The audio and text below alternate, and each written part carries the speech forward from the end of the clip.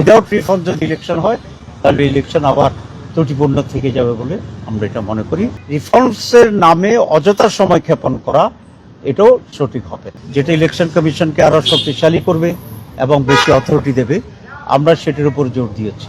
সেগুলোকে নিয়েই সরকার রাজনৈতিক দলগুলোর সাথে অনতিবিলম্বেই ডায়লগ শুরু করা দরকার। আসসালামু আলাইকুম ওয়া রাহমাতুল্লাহ। আপনারা ইতিমধ্যে জেনেছেন যে United Nations need assessment mission, যেটা ইলেকশনের ব্যাপারে ইলেকট্রাল নিড অ্যাসেসমেন্ট মিশন বাংলাদেশে সফর করছেন এবং তারা বিভিন্ন স্টেক হোল্ডারদের সাথে কথা বলেছেন। আজকে 12:30টায় জামাত ইসলামীর সাথে তাদের সময় ফিক্স করা ছিল এবং সেই হিসাবে আমরা 4 জনের ডেলিগেশন এখানে আসছি। তারা কয়েকটি বিষয়ের উপরে জানতে চেয়েছে যে ইলেকশনে ইউএনডিপি কী ধরনের সহযোগিতা করতে পারে এবং স্বচ্ছ, ট্রান্সপারেন্ট এবং ফেয়ার ইলেকশন হওয়ার জন্য কি কি পদক্ষেপ নেওয়া দরকার, আমরা কিভাবে ভাবছি, এ সকল বিষয়ে তারা কথা বলেছে এবং এটাও বলেছে যে আমরা ইউএনডিপির এই মিশনকে আমরা ওয়েলকাম করি কিনা ইলেকশনের সহযোগিতার জন্য। যে কোনো আন্তর্জাতিক সংস্থাকে ওয়েলকাম করি সহযোগিতার জন্যে, তবে ইন্টারফেয়ার করার জন্য নয়। সুতরাং উইদাউট ইন্টারফেয়ারেন্স যদি আমাদের টেকনিক্যাল এবং ফান্ডিং সহযোগিতা করে, সেটার জন্য আমরা বলেছি ইউ আর ওয়েলকাম। আমরা একটা কথা বলেছি ইলেকশন ফেয়ার হওয়ার ব্যাপারে, যে প্রত্যেক কেন্দ্রে সিসি ক্যামেরা সংযোগ করার জন্য, কারণ সিসি ক্যামেরা থাকলে তখন ইলেকশন পরিস্থিতির পুরোটা বোঝা যাবে।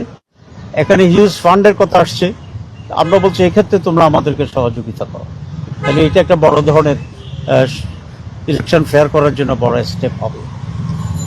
এরপরে তারা বলেছেন যে এখানে সকল দলের পার্টিসিপেশনের ব্যাপারে তারা বলেছেন। আমরা বলছি আমরা নীতিগতভাবে তো পার্টিসিপেটরি এবং ফেয়ার, অবাধ ও সুষ্ঠু নির্বাচন চাই, এটা আমাদের মূলনীতির ভিতরেই সেটা আছে।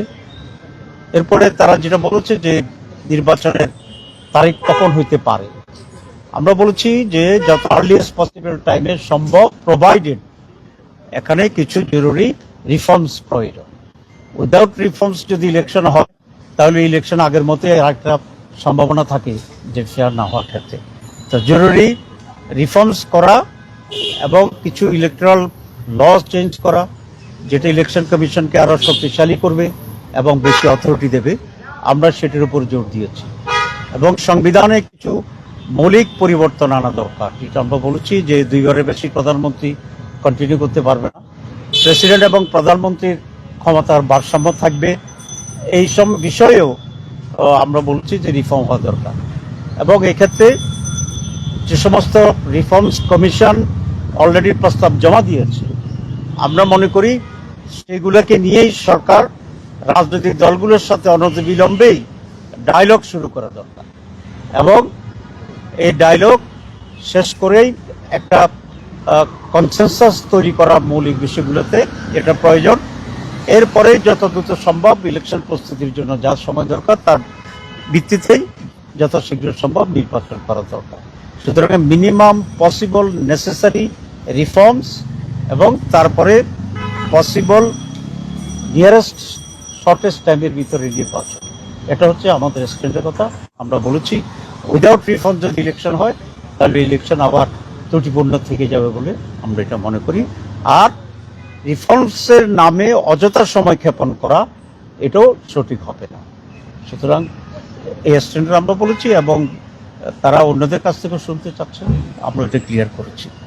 মৌলিকভাবে এই কয়েকটি বিষয়ের উপরে আজকে আমরা মত বিনিময় করেছি এবং তারা অন্যদের সাথে কথা বলবে এবং এর উপরে ওয়ার্ক করবে, এটাই আজকে কথা বলা। বিএনপি বাংলাদেশের একটি বড় দল, তারা নির্বাচনের ব্যাপারে তাদের নিজস্ব দৃষ্টিভঙ্গি আছে এবং সেই হিসাবে তাদের বক্তব্য রেখেছেন। আর আমরা যেটা বলেছি যে প্রয়োজনীয় রিফর্মস করে যত শীঘ্রই সম্ভব নির্বাচন দেওয়ার